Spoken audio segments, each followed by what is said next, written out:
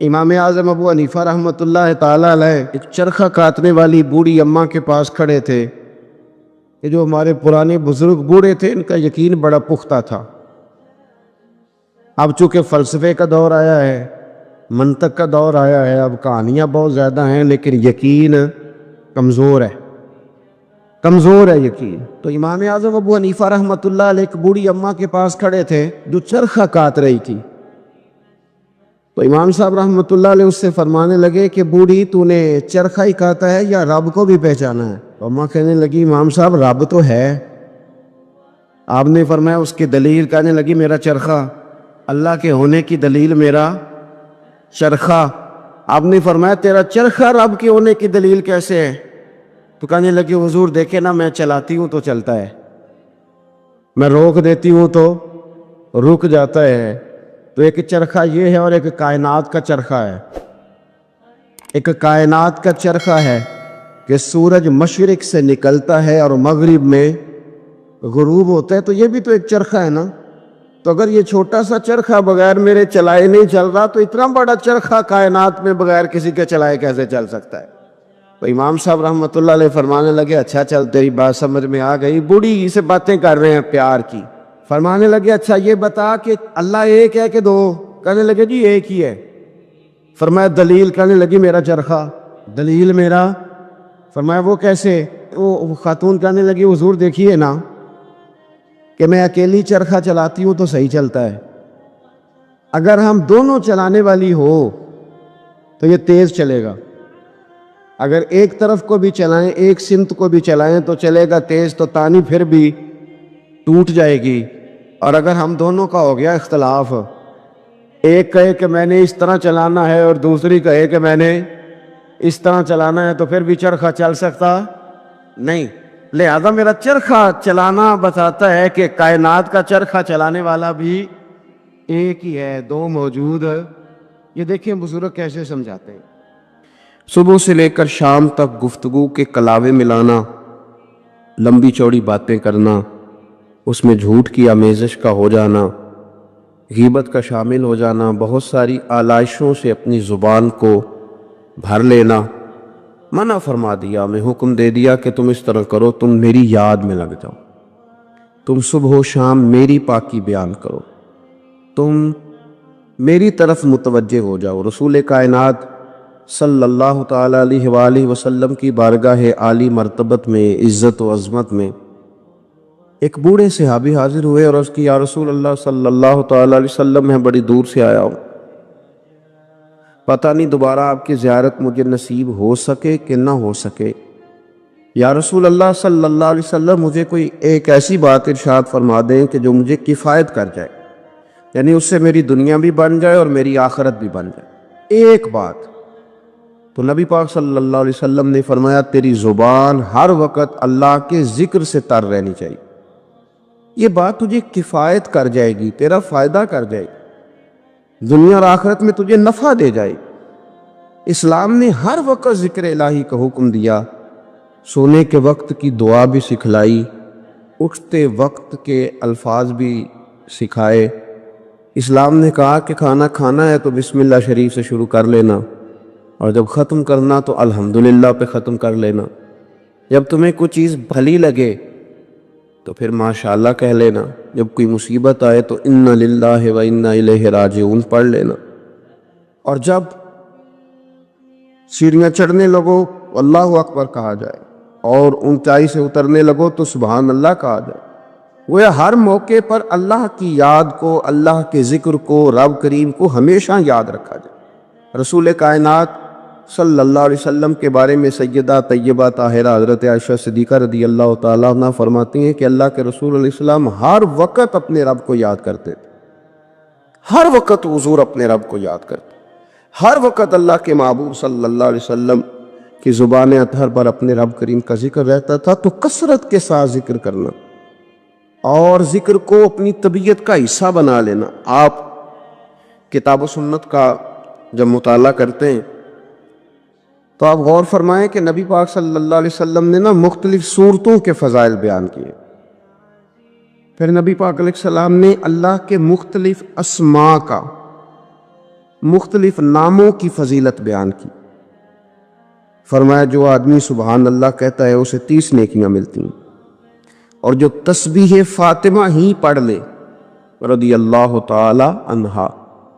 تسبیح فاطمہ یعنی 33 بار سبحان اللہ، 33 بار الحمدللہ، 34 بار اللہ اکبر، جو شخص یہ پڑھ لے اس کے گناہ سمندر کی جھاگ کے برابر بھی ہوں. سمندر کی جھاگ کون ماپے گا کہ سمندر کہاں سے چلا اور کہاں پہنچا؟ تو فرمایا سمندر کی جھاگ کے برابر بھی اگر اس کے گناہ ہوں گے، اتنا بڑا پاپی بھی ہو، تو یہ اللہ کا ذکر کرنے کی برکت سے، تسبیح فاطمہ پڑھنے کی برکت سے اللہ اس کے گناہوں کو معاف فرما دے.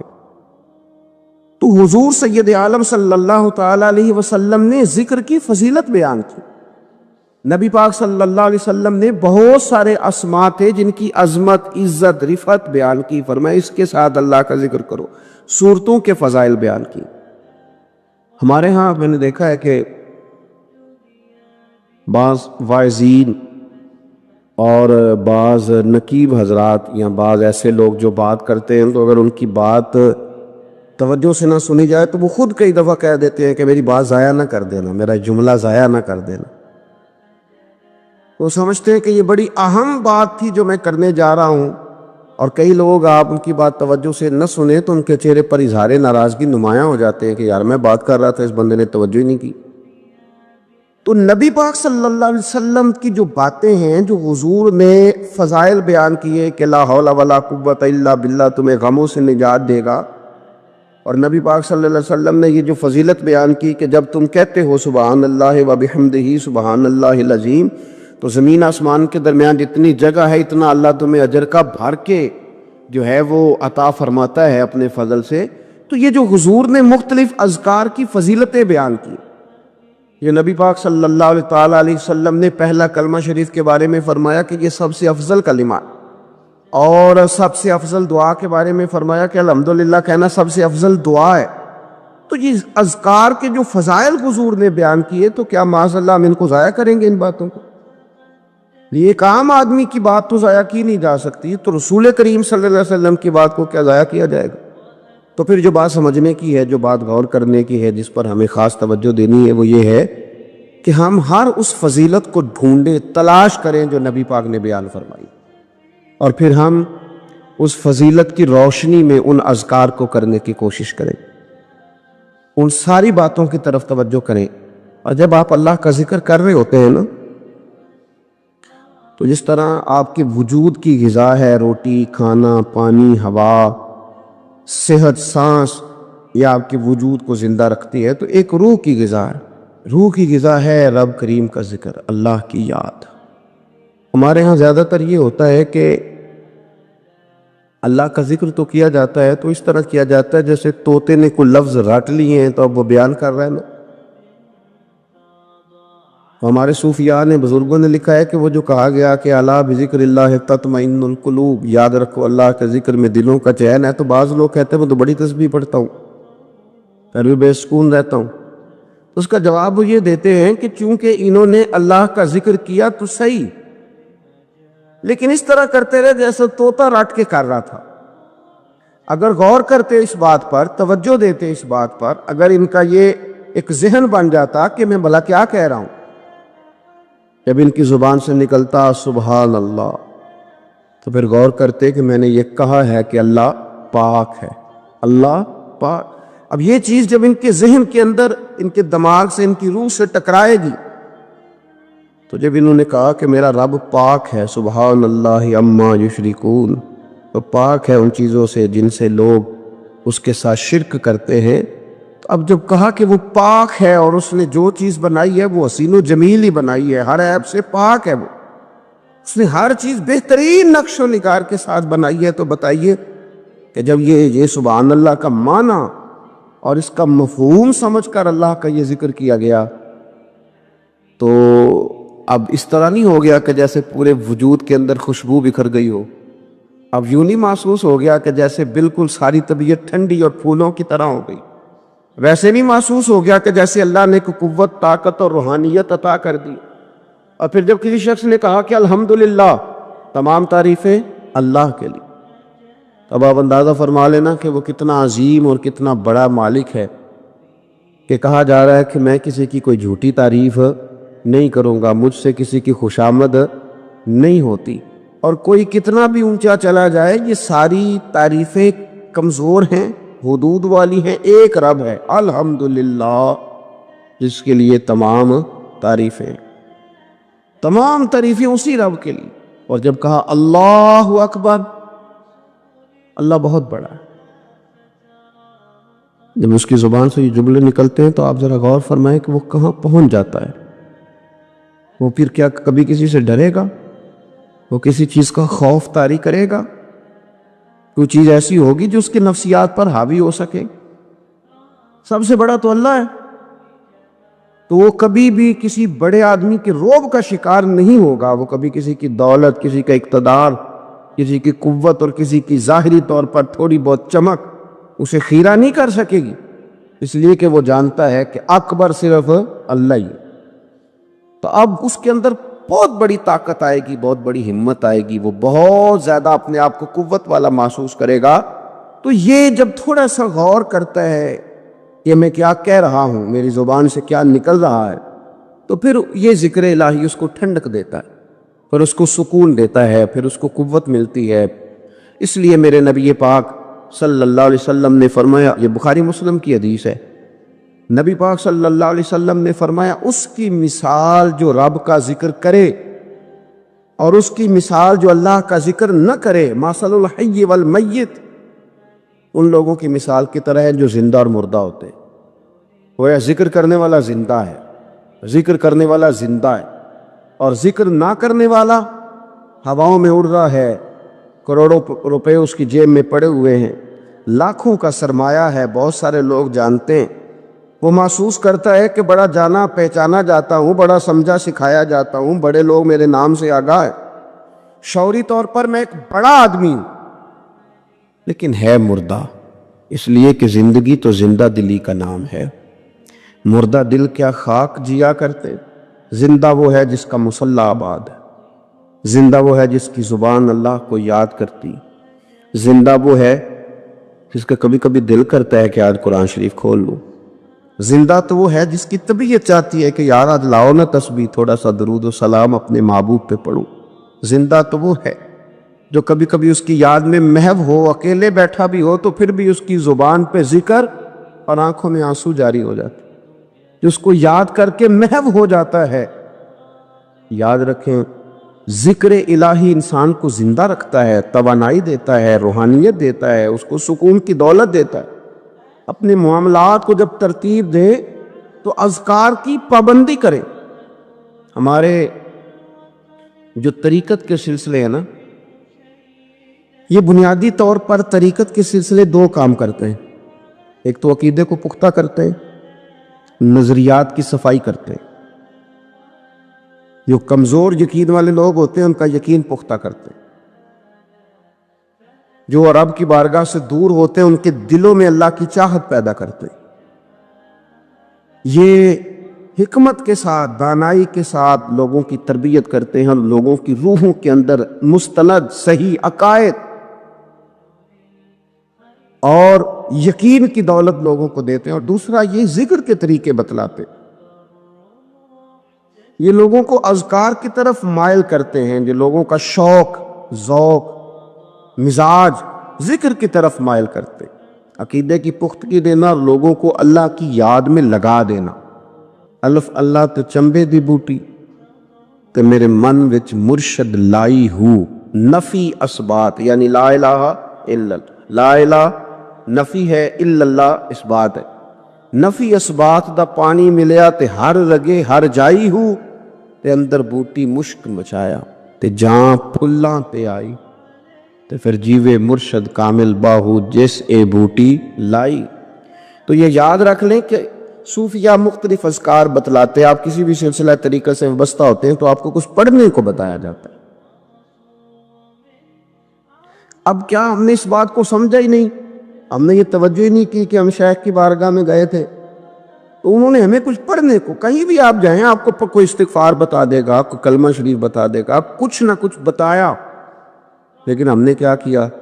ہماری اذکار کی جانب توجہ نہیں رہتی، ہم ذکر نہیں کرتے۔ ہمارے لیے جو کام سب سے مشقت والا ہے وہ ہے ذکر۔ اچھا آپ بڑا عجیب آدمی ہے نا جو کسی کالج میں یونیورسٹی میں داخلہ لے اور چاہتا بھی پاس ہونا ہے پر کتاب کھول کے نہیں دے کے پڑھنا چاہتا، نمبر بھی چاہتا ہے میرے 100% ہو، لیکن کہتا ہے مجھے کتاب نہ پڑھنی پڑے، تو یہ تو بیوقوفی ہے نا۔ آپ کو نصاب پڑھنا ہے اور نصاب کی تیاری کرنی ہے اور پھر نصاب کے مطابق آپ کو چلنا ہے، آپ کا ایک نصاب ہے۔ تو طریقت ایک یونیورسٹی کا نام ہے، جب آپ طریقت کے شعبے میں داخلہ لیتے ہیں تو آپ کو اذکار بتائے جاتے ہیں، آپ کو وہ اذکار کرنے ہیں، وہ وظائف پڑھنے ہیں، ان پر آپ کو توجہ دینی ہے، ان پر آپ کو غور کرنا ہے۔ تو ذکر جب آپ کریں گے تو پھر آپ کو بہت ساری ایسی چیزیں نصیب ہوں گی جن کا نفع ہوگا۔ تو ہمارے صوفیاء ایک تو تنہا ذکر کرتے، پھر اجتماعی ذکر کا بھی سبق دیتے۔ رسول اللہ صلی اللہ تعالیٰ علیہ وسلم نے فرمایا جب کوئی قوم اللہ کے ذکر کے لیے بیٹھتی ہے تو فرشتے انہیں گھیر لیتے ہیں، رحمت انہیں ڈھانپ لیتی ہے، اور حضور فرماتے ہیں ان پر سکینہ اترتا ہے، اور وہ ایک جماعت میں بیٹھ کے اللہ کا ذکر کر رہے ہوتے ہیں اور اللہ فرشتوں کے سامنے ان کا تذکرہ کرتا ہے، فرشتوں کے سامنے۔ تو ایک تو انفرادی ذکر، پھر جو مجالس ذکر ہے، محافل ذکر ہیں، ان کی افادیت یہ ہے کہ جب جمع ہو کر کے لوگ بیٹھتے ہیں تو پھر ان پر اللہ کی رحمت چھا جاتی، پھر اللہ کا فضل ان کی نگہبانی اور خبرگیری کرتا ہے۔ اپنی زبان کو ذکر سے تار رکھیں، جہاں بیٹھیں اجتماعی طور پر وہاں بھی اللہ کی یاد کے ساتھ بیٹھیں، رب کریم کا ذکر کریں۔ ہمارے ہاں اب خلوت میں بیٹھنا، تھوڑا سا لوگوں سے الگ ہو کے بیٹھنا، تنہائی میں بیٹھنا، یہ لوگوں کے لیے اس لیے مشکل ہو گیا ہے کہ لوگ ذکر میں تو بیٹھ نہیں سکتے، عبادت کے ساتھ کوئی دلچسپی رہی نہیں، معاذ اللہ، وظائف پڑھنے کا کوئی ذوق نہیں، تو تنہائی میں بیٹھ نہیں سکتے۔ حالانکہ ترمذی شریف میں حدیث ہے، نبی پاک صلی اللہ علیہ وسلم نے فرمایا تمہارے لیے بہتر ہے کہ اپنے گھروں کو لازم کر لو، یعنی بلا وجہ ضرورت گھروں سے نہ نکلو، اپنے گھر میں رہو، اذکار کرو، عبادت کرو۔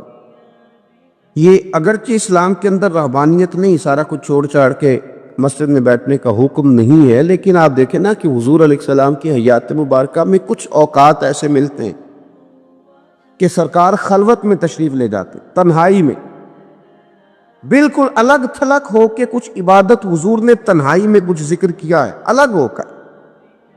اعلان نبوت سے پہلے اللہ کے محبوب علیہ السلام مہینوں غار حرا میں رہا کرتے تھے، وہاں کیا ہوتا تھا؟ اللہ کا ذکر ہوتا تھا، اللہ کی یاد ہوتی تھی، عبادت، ریاضت، تقوی، پرہیزگاری۔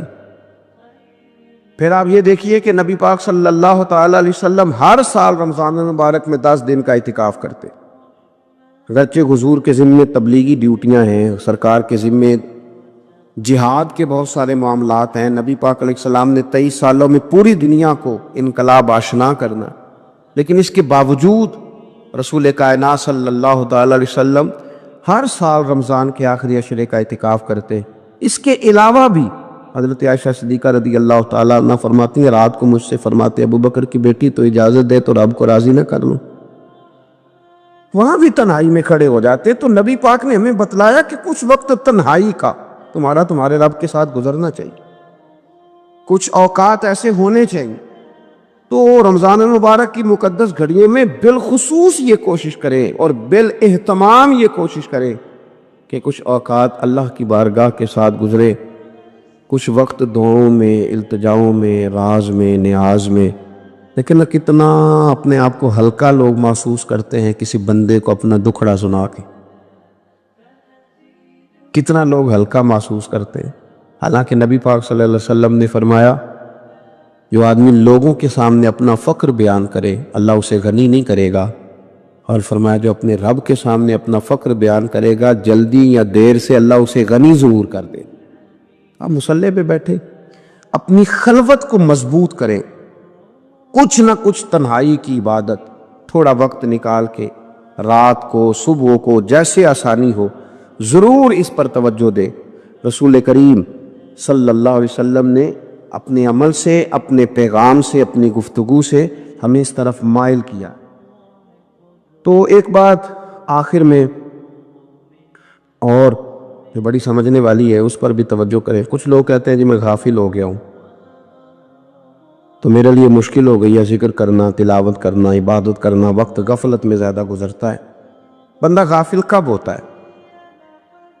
نبی پاک صلی اللہ علیہ وسلم نے فرمایا شیطان جاسم علی قلب ابن آدم، فرمایا یہ جو شیطان ہے یہ انسان کے دل کے ساتھ چمٹا رہتا ہے۔ فَإِذَا ذَكَرَ اللَّهَ خَنَسَ، جب انسان اللہ کا ذکر کرتا ہے تو یہ اس کا دل چھوڑ کے ہٹ جاتا ہے۔ اور فرمایا وَإِذَا غَفَلَ وَسْوَسَ، جب انسان غافل ہوتا ہے تو پھر شیطان وسوسہ ڈالتا ہے۔ اب نبی پاک علیہ السلام کی حدیث مبارک پر غور فرمائیے، حضور فرماتے ہیں کہ شیطان آدمی کے دل کے ساتھ چمٹا ہوا ہے۔ جب بندہ کرتا ہے نا اللہ کا ذکر تو یہ بندے کا دل چھوڑ کے دور چلا جاتا ہے۔ اور فرمایا وَإِذَا غَفَلَ وَسْوَسَ، جب بندہ غافل ہوتا ہے تو شیطان وسوسہ ڈالتا ہے۔ یہ نہیں فرمایا کہ شیطان وسوسہ ڈالے تو بندہ غافل ہوتا ہے، پہلے بندہ غافل ہوا ہے، پہلے اس نے ذکر چھوڑا ہے۔ اگر یہ ذکر نہ چھوڑتا تو شیطان اسے غافل نہ کرتا۔ تو آپ اگر شیطان کو بھگانا چاہتے ہیں تو پکڑ لیں، تسبیح کریں اللہ اللہ، وہ بھاگ جائے گا۔ اگر آپ غفلت کی چادر اتارنا چاہتے ہیں، آپ بستر میں اٹھنے کو طبیعت نہیں چاہ رہی، تو آپ ایک دفعہ ہمت کریں تو صحیح، وضو کریں تو صحیح، پھر دیکھیں اللہ کتنی قوت دیتا ہے، وہ بھاگ جائے گا۔ جب آپ ایک دفعہ بسم اللہ شریف پڑھ کے نکلیں گے اپنے بستر سے اور بچھائیں گے مصلی اور کریں گے اللہ اللہ، تو دیکھیے کس طرح اللہ آسانی کرتا ہے۔ ہم اپنی اس غفلت کی بنیاد پر اس کو آواز دیتے ہیں کہ آجا آپ میرے ساتھ دوستی کر لیں۔ تو شیطان اتنی طاقت نہیں ہے کہ بندہ مومن پر غلبہ پا سکے، وہ تو اللہ کے مخلص بندوں پر غلبہ کر ہی نہیں سکتا۔ صرف بات اتنی ہے کہ جب ہم غافل ہوتے ہیں، جب ہم ذکر چھوڑ دیتے ہیں، جب ہم یہ ذوق ہی نہیں پیدا کرتے کہ میں کچھ اللہ اللہ کر لوں، اپنی طبیعت کو لگائیں ذکر میں، اپنا مزاج، اپنا دل، اپنی آنکھیں، اپنی روح، اس کو اللہ کی یاد کے ساتھ محو کریں، پھر دیکھیں اللہ کتنی آسانیاں فرماتا ہے۔ قرآن مجید میں اللہ کریم نے فرمایا ہے کہ ہم نے جنوں اور انسانوں کو اپنی عبادت کے لیے پیدا فرمایا۔ وَمَا خَلَقْتُ الْجِنَّ وَالْإِنسَ إِلَّا لِيَعْبُدُونَ، اور یہاں لیعبدون کا معنی تمام مفسرین نے کیا ہے لیعرفون۔ ہم نے جن اور انسان کو اپنی معرفت کے لیے پیدا فرمایا، اپنے قرب کا سفر کرنے کے لیے پیدا کیا۔ اللہ تبارک و تعالیٰ نے انسان کے لیے سارا کچھ بنایا۔ هو الذی خلق لکم ما فی الارض جمیعا، فرمایا زمین میں جو کچھ ہے سارا تیرے لیے بنایا۔ کسی کو آپ نوکری پہ رکھتے ہیں، اس کے ساتھ معاہدہ یہ ہوتا ہے کہ یہ تجھے رہنے کے لیے مکان دیا جائے گا، 3 وقت کا کھانا دیا جائے گا، 2-3 دفعہ پینے کو چائے ملے گی، اور اتنی تنخواہ ہم ہر مہینے تمہیں ادا کریں گے۔ اور پھر ڈیوٹی یہ ہے کہ یہ مشین ہے، اس پر تم نے صبح 8 بجے سے 4 بجے تک کام کرتا ہے۔ اب وہ شخص کیا کرتا ہے؟ وہ تنخواہ بھی وصول کرتا ہے، مکان پہ بھی قبضہ کر لیتا ہے، اور وہ 3 وقت کھانا بھی کھا لیتا ہے، چائے بھی پی لیتا ہے، اور مہینے کے بعد تنخواہ بھی وصول کر لیتا ہے، پر مشین پہ کھڑا نہیں ہوتا۔ تو اس کا مالک اسے رکھے گا؟ بولتے نہیں آپ حضرات، رکھے گا، اسے چھٹی کرا دے گا۔ وہ کہے گا تو کتنا عجیب آدمی ہے کہ اب جو مطالبات تیرے تھے وہ سارے پورے ہو گئے، اور جو میرا مطالبہ ہے تو نے پورا ہی نہیں کیا۔ اختلاف ہو جائے گا، جھگڑا ہو جائے گا، مالک ناراض ہو جائے گا۔ سمجھانے کے لیے مثال دے رہا ہوں کہ ہم نے کیا کیا، ہم نے اللہ کی دی ہوئی زمین پر گزارا بھی کیا، اس کا دیا ہوا رزق بھی کھایا، اللہ نے اولاد دی ہمیں، اللہ نے صحت دی، سارا کچھ دیا، تو جو مطالبات ہمارے تھے وہ تو سارے پورے ہو گئے۔ اور جو رب کا مطالبہ تھا کہ میرے قرب کے رستے کا سفر کرو، تلاش کرو، وجاہدوا فی سبیل اللہ، میرے رستے میں مجاہدہ کرو، جد و جہد کرو، آگے بڑھو، وہ ہم نے کم کرنا ہے۔ وہ اس کی منصوبہ بندی کب ہوگی؟ اللہ کے قرب کا رستہ طے کرنا۔ ہمارے صوفیانہ روز دیکھا کرتے تھے کہ آج ہمارے دل میں ہمارے رب کی کتنی محبت ہے، آج کتنا میرا دل چاہ رہا ہے کہ میں اپنے اللہ کی طرف بڑھوں، روز ذائقہ محسوس کرتے تھے، طلب پیدا کرتے۔ ہمارے مزاجوں کے اندر ہر چیز کی طلب پیدا ہو گئی ہے، لیکن وہ جو ایک خاص ذوق تھا نا اللہ کے قرب کا، اس کی چاہت، اس کی طلب، اس کی طرف بڑھنا، محسوس کرنا کہ میرا رب ہے، محسوس کرنا کہ میں کسی کا بندہ ہوں، مجھے کوئی رزق دیتا ہے۔ ہمارے صوفیاء، اولیاء، صحابہ، اہل بیت، انبیاء یہ ہر وقت محسوس کرتے تھے کہ میں کوئی شترے بے مہار نہیں، کوئی میرا ہے جو مجھے بنانے والا ہے، جو مجھے نوازنے والا ہے، جو مجھے عطا کرنے والا ہے۔ وہ اپنے رب کی چاہت کرتے، اپنے رب سے محبت کرتے، اپنے رب کی طلب پیدا کرتے، شوق بڑھاتے روز عبادت کا۔ ان کے اندر ایک جذبہ تھا جو روز پروان چڑھتا تھا۔ 5 نمازیں پڑھنے کے باوجود وہ اشراق پڑھتے، چاشت پڑھتے، تہجد پڑھتے، صلاۃ اللیل پڑھتے، وہ قرآن پاک کی تلاوت کرتے، پھر بھی کبھی ان کا ذوق آتا تو وہ دنیا سے کٹ کے مصلی پہ آ کے بیٹھ جاتے۔ لیکن وہ درد، وہ ذائقہ، وہ کیفیت، وہ چیزیں مان پڑتی جا رہی ہیں۔ قوم اگر کبھی کوئی مسئلہ پوچھتی ہے تو بڑا عارضی سا، رب دا طالب کوئی نہ ملیا، جو ملیا طالب زردہ ہو۔ حضرت سلطان بہو فرماتے ہیں کہ مطلب کدھر گئے لوگ جو رب کو طلب کرتے تھے، جن کی خواہش تھی کہ ہمیں اللہ کا قرب نصیب ہو، پیارے رسول صلی اللہ علیہ وسلم کی معرفت کا ذوق ہمیں نصیب ہو، وہ کہاں گئے؟ ہمارا ایک مقصد تھا، دیکھیں نا بڑا پیار آتا ہے اللہ کو اس بندے پہ۔ حضرت علامہ اسماعیل حقی رحمۃ اللہ علیہ فرماتے ہیں کہ اللہ نے فرشتوں سے کہا کہ میں نے انی جاعل فی الارض خلیفہ، زمین پہ نائب بناؤں گا۔ قالوا اتجعل فیہا من یفسد فیہا ویسفک الدماء ونحن نسبح بحمدک ونقدس لک قال انی اعلم ما لا تعلمون۔ فرمایا میں زمین پہ نائب بنانے والا ہوں۔ تو کہنے لگے یا اللہ وہ تو فساد پھیلائے گا، خون ریزی کرے گا۔ تو اللہ نے فرمایا جو تم جانتے ہو وہ میں، جو میں جانتا ہوں وہ تم، جو میں جانتا ہوں وہ تم نہیں جانتے، تمہیں نہیں پتا۔ تو علامہ اسماعیل حقی فرماتے ہیں وہ کیا تھا جس کو فرشتوں کو نہیں پتا تھا؟ فرماتے ہیں یہ وہی انسان کے اندر جو اللہ کے قرب کے متلاشی ہونے کا جذبہ تھا۔ فرشتے اسے جانتے، لوح محفوظ پہ یہ تو پڑھ لیا تھا کہ یہ فساد کرے گا، یہ تو پڑھا تھا کہ ابو جہل فساد کرے گا، یہ نہیں پڑھ سکے تھے کہ ابو بکر رویا بھی کرے گا۔ یہ تو پڑھ لیا تھا انہوں نے، یہ تو پڑھ لیا تھا کہ اخنس بن شریک تلواریں نکال کے لوگوں کو قتل کرے گا۔ یہ نہیں پڑھا تھا کہ مولا علی شیر خدا مزدوری کریں گے اور جو مزدوری ملے گی وہ اللہ کے بندوں میں تقسیم کر دیا کریں گے۔ یہ تو انہوں نے پڑھ لیا تھا کہ ابو البختری، ابو لہب یہ لوگوں کے گلے کاٹیں گے، پر یہ نہیں پڑھا تھا کہ عثمان غنی رضی اللہ تعالیٰ عنہ قحط کے زمانے میں بھی کروڑوں کا مال اللہ کے راستے میں خرچ کر دیا کرے۔ وہ جو انسان کے اندر طلب ہے، وہ جو تڑپ ہے، وہ جو شوق ہے، وہ جو کیفیت ہے، وہ جو معرفت کا نور ہے، یہ اللہ کو بڑا ہی پسند، یہ بڑا ہی پسند۔ اس لیے حدیث قدسی میں رب فرماتا ہے مجھے تلاش کرنا ہو تو ٹوٹے ہوئے دلوں میں تلاش کیا، ٹوٹے ہوئے دلوں۔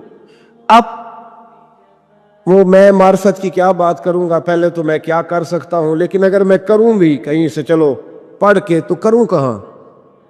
میں تو ابھی تک لوگوں سے 5 نمازوں کا وعدہ لے رہا ہوں۔ وہ معرفت کی بات، قرب الہی کا راستہ، وہ تو بڑی دور کی بات ہے، وہ تو بڑی آگے کی ہے۔ ابھی تک تو ہم یہ وعدہ لے رہے ہیں کہ داڑھی رکھ لو گے، سچ بولو گے، حلال کھاؤ گے۔ مطلب وہ جو ہمارے بزرگوں نے لکھا، وہ جو جذب ہے، وہ جو کیفیت ہے، وہ جو عبادت ہے، وہ جو تڑپ ہے، اور وہ پھر جو ایک مقام ہے کہ انسان اپنے رب کی اس طرح عبادت کرے کہ وہ اپنے رب کو دیکھ رہا ہے، وہ جو ایک مقام ہے۔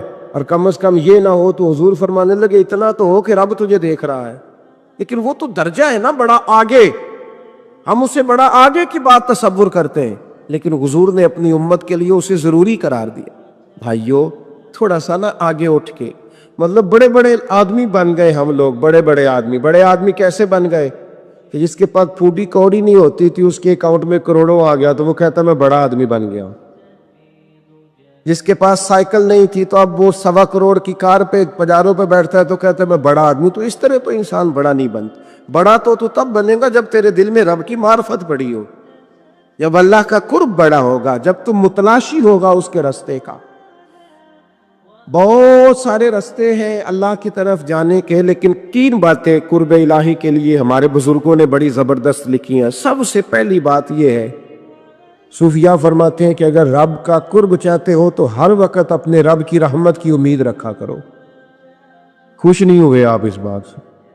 ہر وقت اللہ کی رحمت کی، اور فرماتے ہیں دل سے امید رکھا کرو اور زبان سے اپنے رب کی رحمت کا ذکر کیا کرو۔ ہر وقت کہا کرو کہ میرا اللہ بڑا ہی مہربان، میرا اللہ بڑا ہی قریب۔ ہمارا پتہ کیا حال ہے؟ شکر بھی شکوے کے انداز میں، کیا حال ہے تو بس جی بس شکر ہے الحمدللہ۔ تو یہ کون سا شکر ہے جی؟